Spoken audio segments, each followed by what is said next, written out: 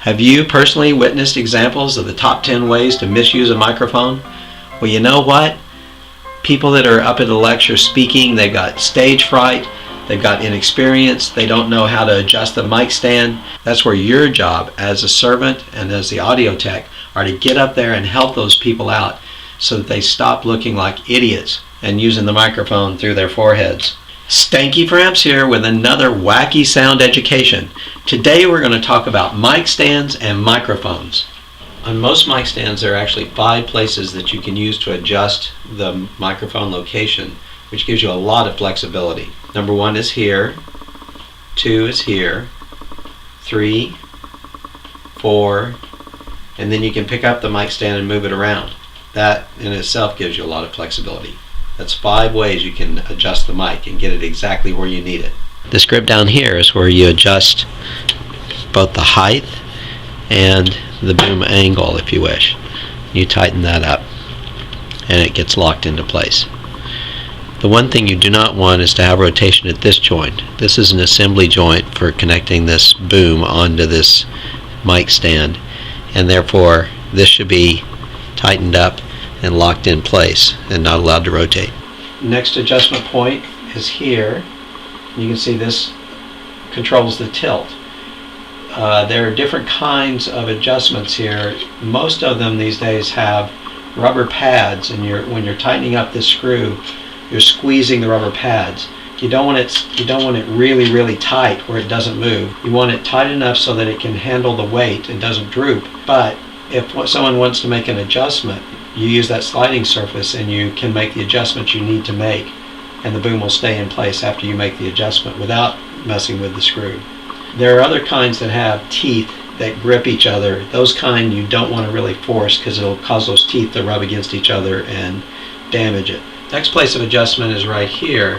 What that allows you to do is slide the boom in and out, but the other thing it allows you to do is rotate the microphone to the correct orientation.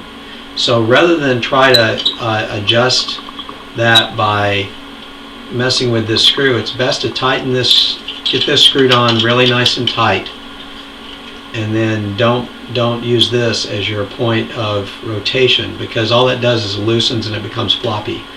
I want you to be able to see the components here of the mic clip. You can see that it just screws onto the mic, the end of the shaft of the mic stand.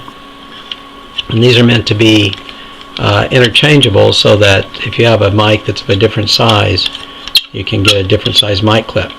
Once you get it screwed on fairly far, you can use this knurl nut here to tighten up against it, and you can kind of push it against each other and tighten it nice and tight.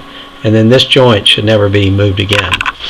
Another important point is that when you have a really long reach for your boom, when you want it to go way out there to be able to reach to the speaker, the stand can become tipsy if you don't have the boom placed over the foot so that that foot can help support that weight.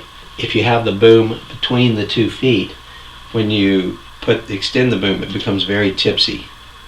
So be sure to get the shaft lined up with the foot, and then if you need to move it so that you get the right angle, you can pick up the stand and move it.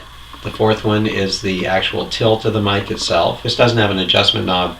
It just is a friction fit, and then whatever position you put the mic in, it stays. And then the last adjustment, as I said, is you can move the mic stand around wherever you need to get it in the right position. And of course the microphone comes in and out of the clip by sliding it in and out.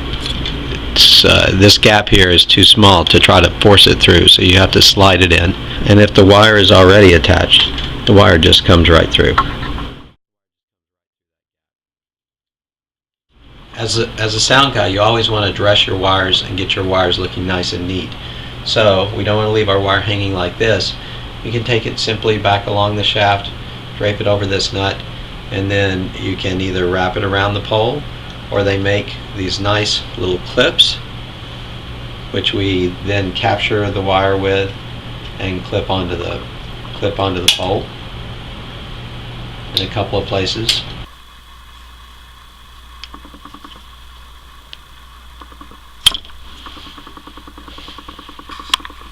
This is actually a very good position for the microphone. I can turn the pages cleanly and clearly without hitting the mic. The microphone is right in front of my mouth, and it's only about 3 inches from my mouth. The other thing is that the height is away from the podium, not touching the podium, no matter how much I mess with it. It comes in from the side, and also kind of, I'm speaking straight down the barrel of the mic, and alignment-wise with the audience, it kind of is not distracting visually. The audience soon forgets that this boom is here. So this is what that configuration looks like from the side. I've got about this much distance. My visual line down to my page is clean. I have no problem reading. Another option is to have the mic stand directly in front and have the boom come straight at the speaker. That's maybe a little less distracting for the audience instead of seeing a boom come across. It just depends on how much reach you have with the boom, how big your podium is, and how big the table is. But again, I can see my pages clearly. I'm standing right in front of the microphone. I can see my audience clearly. It's a perfect position for my microphone. And this is what it looks like from the side to have the mic stand directly in front of me. It's good for the end of the mic to be even with the end of the podium, actually.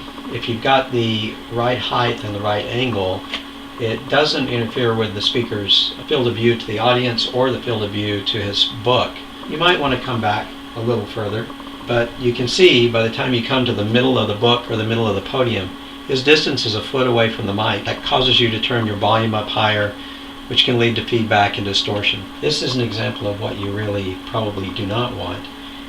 The mic is a good distance from my mouth, but it's just too low. It's in my way visually for my reading. My line of sight goes through the microphone, and when I turn pages, I'm running into the microphone. The boom mic stand was really created as a necessity for musicians, more than lecturers standing at a podium.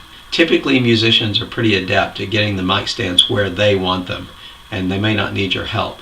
But beginning musicians will need your help. Different musicians might have different preferences. Perhaps out in front, completely out of their way, and gives them complete freedom to turn around and talk to the rest of the band. Or it could come directly from the left.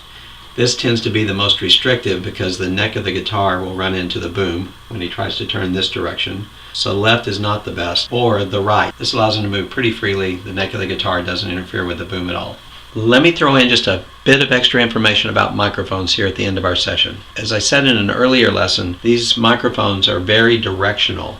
They collect sound in this direction in a cone that comes off of the front of the mic. They are built to avoid sound coming in from the back, and that's how they prevent feedback on this back half of the microphone. It takes in sound in that direction for the specific purpose of eliminating the noise that comes in from the back.